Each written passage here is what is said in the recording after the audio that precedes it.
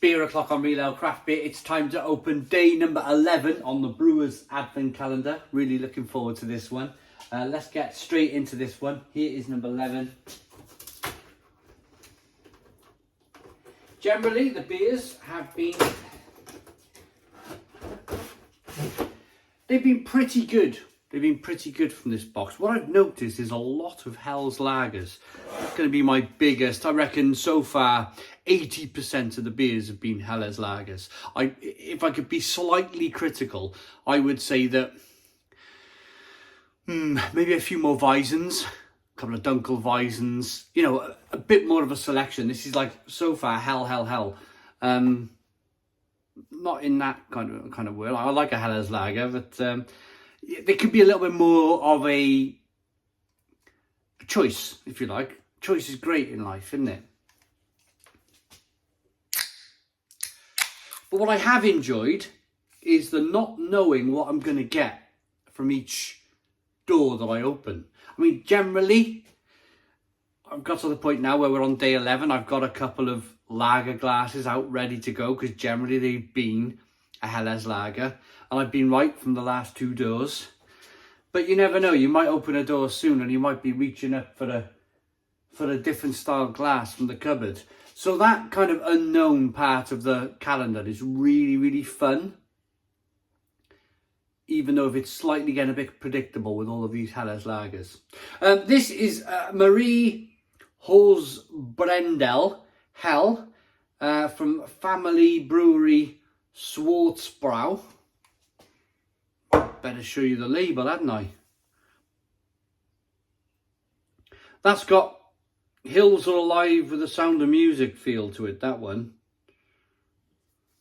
Oh, Julie Andrews on the front of the can. Obviously it's not. It's a fantastic kind of scene of Bavaria with the beers, but it's got that slight kind of Hills Are Alive, the Sound of Music, you know. Right, anyway, here we go then. Good levels of carbonation. Yeah, Helles Lager, of course. Light looking lager. Pretty much probably the style of 2021. If Pilsners in Germany were popular for the last 20 years, then I would say the Helles Lager style of beer has definitely started to challenge the Pilsner dominance. So what is a Helles Lager and what's the difference between a Helles Lager and a Pilsner? My experience with a Helles Lager is that it's not as hoppy. It doesn't have that Pilsner bite, that Pilsner bitterness. It does, but not on the same scale as a Pilsner.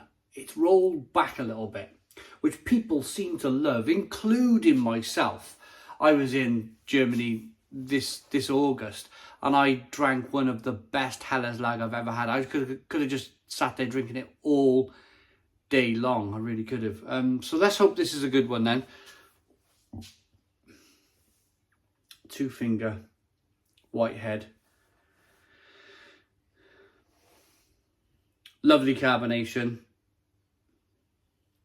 Little bits of sediment, as you would expect from a German beer. If I hold it close, you can see the little bits of sediment there on that side of the glass, just floating around. Micro sediment, I would say it was. Crisp looking, light golden coloured. Let's get the aroma. Some would say straw coloured.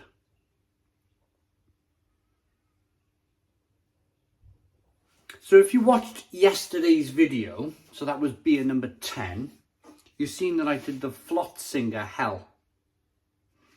Now I found that one quite sweet. Immediately on the aroma of this beer, I'm picking up more of a hoppy bitterness, which is a welcome relief for me. The aroma alone is edging this closer to that Pilsner style. That previous beer number 10 was too sweet for my palate. This one, you're already getting more of a zestiness coming through, a lemon, a stinging nettle flavour from the hop. spicy pepperiness. Much better aroma so far. Let's dive into this one. Cheers, everybody.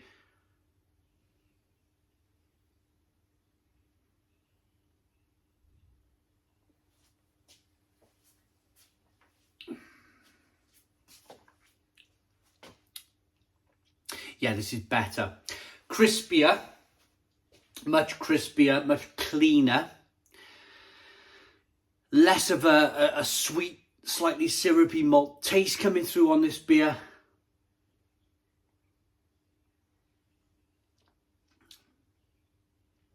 And a much better bitterness on the back end. A much better pronounced stinging nettles, spicy pepperiness coming through. The reason why I mentioned stinging nettles is the stinging nettle is very close to the hop when it comes to the Darwin's Tree of Life. If you look at the Darwin's Tree of Life, they're actually cousins. So hops and stinging nettles are very close. In fact, years and years ago, brewers used to use stinging nettles to brew beer with, to preserve their beer and to flavour their beer. It wasn't until the last few hundred years where the hop really took over in terms of, first of all, preserving the beer. It was a very good brewer's kind of preservative. The beer would last much longer. And then of course they worked on the different breeds of hops, and I wouldn't say they worked on breeds of hops hundreds of years ago. I don't think they would have had the science or the technology for that. But they found varieties of hops then that better suited their lagers and beers around Europe, not just Germany. But of course, this day and age, they're crossbreeding hops, and they're coming up with all sorts of weird and wonderful hops that give off kind of marmalades and grapefruit and mango and orange peel and fleshy blood orange. But that's another video. That's kind of hoppy beer. That's IPA style beer. Let's get back to this beer. The carbonation pushes the beer around the inside of the mouth, releases more of that flavour. But yeah, a nice stinging nettle flavour to this beer from the hop.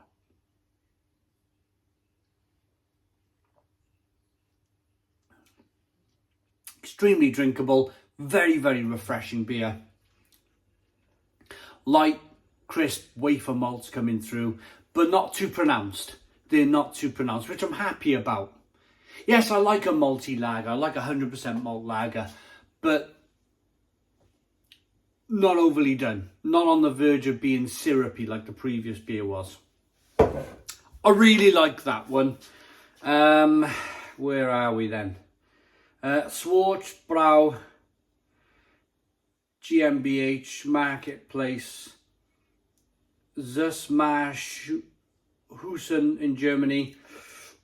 Pardon me. Water, malt, hops and yeast on the ingredients. 4.8%. Haven't mentioned the ABV, I do apologise. It's been quite late in the review, me mentioning the ABV. It's 4.8% ABV. I like that. Yeah, I could drink a few of them. And they're part of the Bayerisch beer community. I've been to Bayerisch. It's an amazing place. It really is. This might be something to do with Brewery Meisel, by the way. Might be. Anyway, rating. Yeah, I like that. I could drink 6 pints of that, no problem. Nice lacing on the glass, good carbonation, very well behaved looking Helles lager. Smells good, tastes good. Yeah, I like that. I like that enough to give it an 8 out of 10. It's an 8 out of 10 from Real Ale Craft Beer. Please put your comments in the comments box, subscribe to our daily beer and food reviews, give us a big fat thumbs up. Boom, cheers.